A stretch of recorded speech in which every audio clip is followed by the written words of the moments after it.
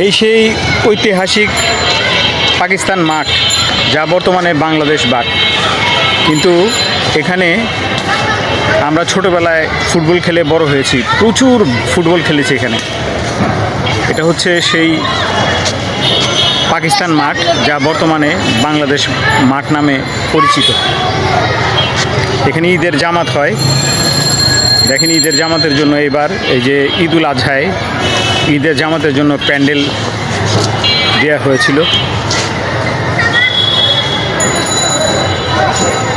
এখানে city corporation থেকে ওই ঘেরাও করা নেটের গ্রিল লাগানো হয়েছে।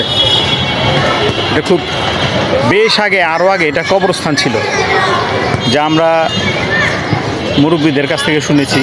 কিন্তু বর্তমানে না, আমি দেখছি খেলার মাঠ, তাও প্রায় 100 বছর হয়ে গেছে। সেই পাকিস্তান মাঠ, যা পুরনো ঢাকার ঐতিহ্য একটা। এটাকে সৌন্দর্য বর্ধন করা হয়েছে।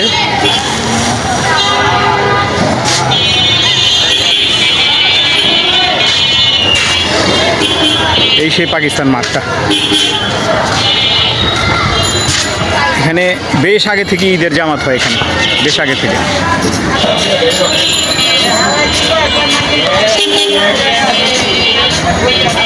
ভালো থাকবেন, আবার কোনো কিছু দেখা।